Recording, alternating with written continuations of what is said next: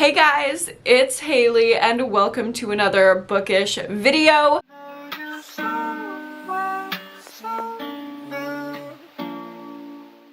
Today we are back with another day of happy Haley days. If you don't know, I don't know how you don't know, but I'm posting a video every single day in December leading up to Christmas. And today is day 13. Oh my goodness. We are over halfway through. I hope you guys have been enjoying all the content. In today's video, we're going to be doing a 5-star predictions check-in where I go through all of my 5-star predictions for 2024. If you missed that video, I will link it up above and down below. I predicted that 12 books on my 2024 TBR were going to be 5 stars. We will see how accurate those predictions actually were today. And I'm really excited to see this because the last time that I did this kind of a check-in video, it was so interesting to me. I actually got half of them right. Out of 12 of my predictions, I got 6 of them correct, and that was without reading 3 of the books last time. I left 3 books unread. So out of the 9 that I did read, I had a 67% accuracy. I'm really excited to see if I did as good this year for 2024. So let's go ahead and get into it. Oh my god. Oh my god, you guys. I just did the math and this is atrocious. This is horrible. This is actually so bad. So let's go through the statistics really quick before I go through all of the books.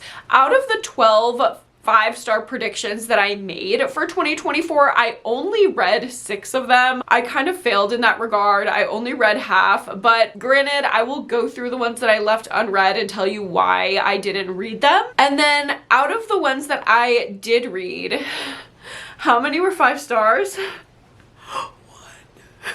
1. 1?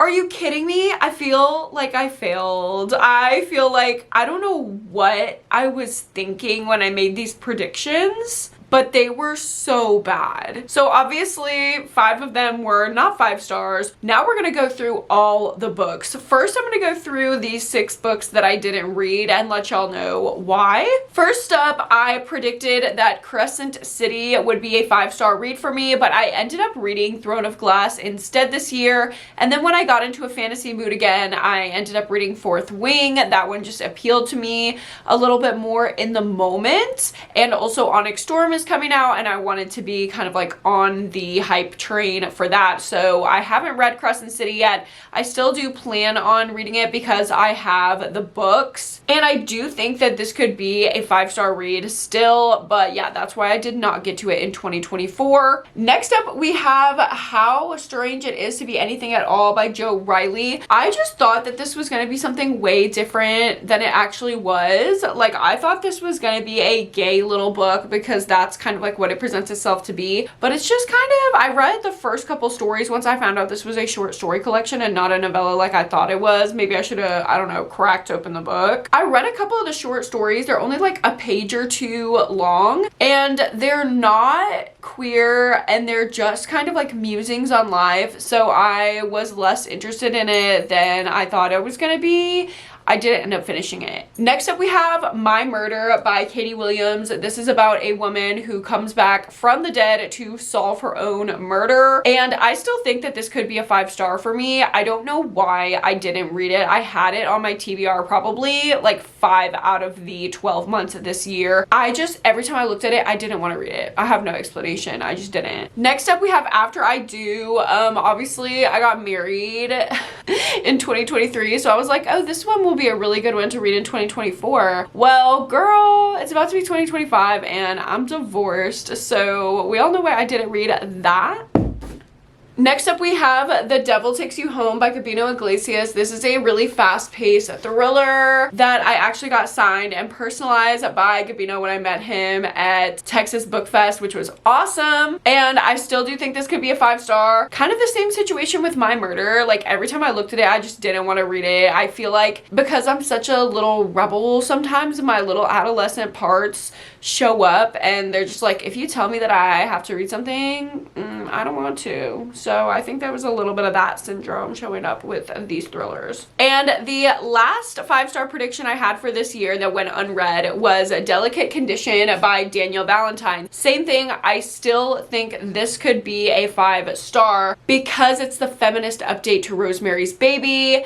I watched the AHS season for Delicate, which is based on this book, and I really, really liked it. So I think I will enjoy the book as well. But it's really long. Like, I don't know why this is over 400 pages. Like, a 400-page horror book, like, that just seems like a lot. I think we're doing a little much. I don't know. That's how I feel. So those are the half of my predictions that I did not read. But as for the ones that I did, I had extremely, extremely mixed thoughts on them. When I did this check-in video last, I didn't really hate any of the books or even like not like or felt meh about any of the books that I predicted I would give 5 stars. I pretty much liked all of them. There were just a few that did not get up to that 5-star level. However, this year, you'll see, it's crazy. Let's go in rating order. So the lowest rated 5-star prediction that I had this year was Pond by Claire St. Louise something, Claire something, I don't fucking know. I literally got rid of this book. It's such a pretty book,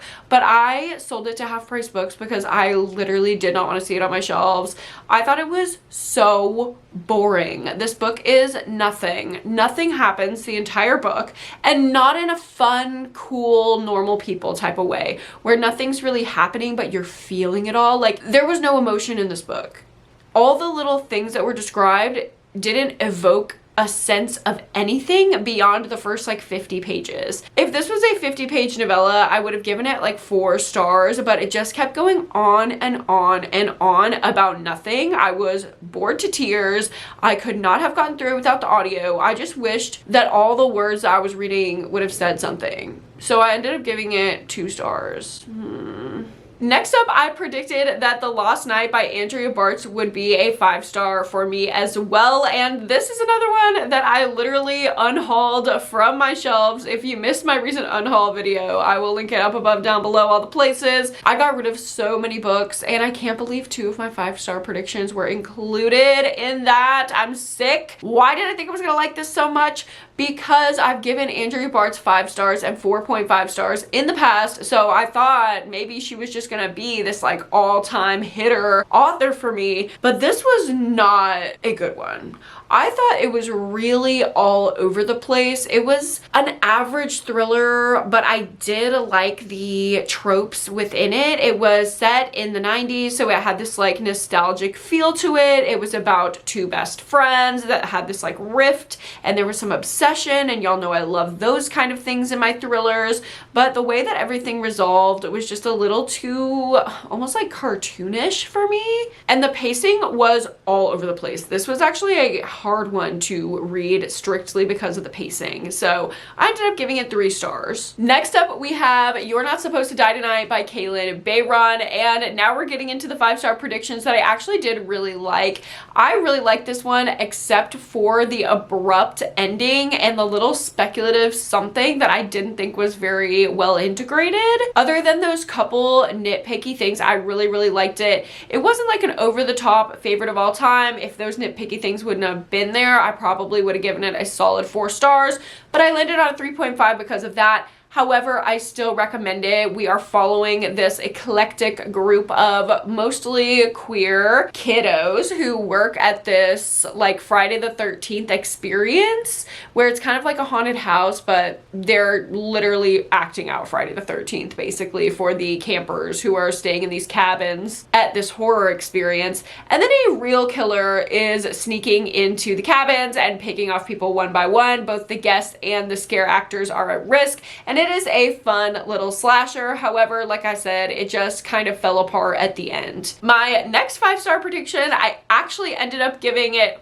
4 stars. I really, really, really liked it. It just didn't give me that 5-star feeling. And that is Bathhouse by PJ Vernon. I really liked this one. It's about a man who is sexually assaulted at a bathhouse. And this man actually makes an attempt on his life. So he is running out of there and he obviously wants justice. Like he wants to pursue some type of like legal discourse. But if he did, then he would have to tell his husband why he was at the bathhouse and he went there to be a dirty little cheater. So he is caught in this bind and the person who assaults him ends up finding out and blackmailing him over it. It is fast paced, it is thrilling, it has such interesting character dynamics. The rich people drama is prime. Obviously the queer rep is great. I binged it in a day. I was just absolutely obsessed with it. But like I said, it didn't give me that 5-star feeling. I feel like there were places where commentary could have been put that it wasn't. And it just kind of like flew by in a haze of like great plotting and didn't leave me with a message, if that makes sense. And y'all know my favorite thing is thriller and horror books that actually have something to say. So I was just missing a little of that from this one, but it's a great read regardless. My next 5-star prediction for this year, I was so close to giving 5 stars, literally so close. I give this one 4.5 out of 5 stars and I really, really, really love it. That is Uzumaki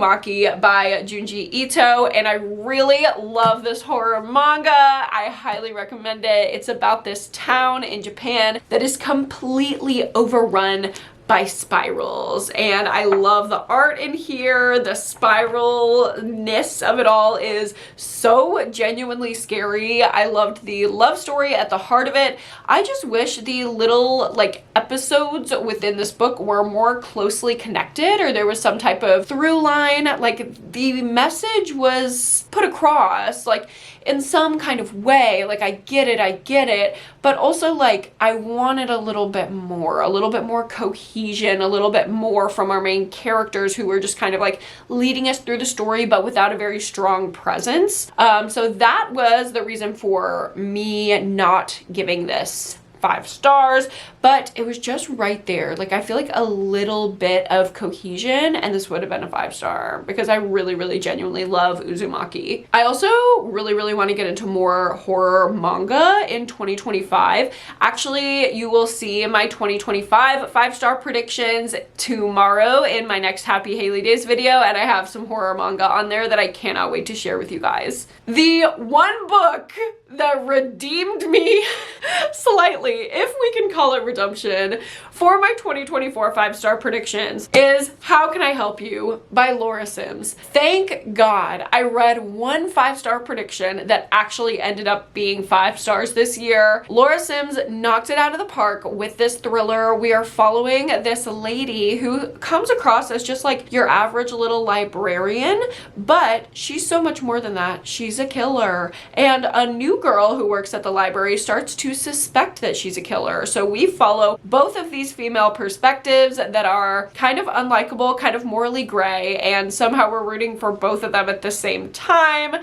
And one tries to get away with murder and the other is trying to expose the girl who's trying to get away with murder. It's such a fun dynamic. It's so twisty and fast paced, and I really loved the character development in here. It says a lot about just like how we justify things, how our actions shape us, etc., etc. It was heart pumping and made me think the entire way through, and that's gonna get a 5-star. So I thought I would have much more to talk about in this video. It ended up being quite a short one because I kind of flopped on my 5-star predictions this year, but I also had a lot going on this year, so I'm gonna try to hold some space for that. But regardless, I hope you guys enjoyed watching this video. Thank you so much for watching. Give this video a like if you liked it and subscribe to my channel if you haven't already. And I will see you tomorrow for another day of Happy Hailey Days.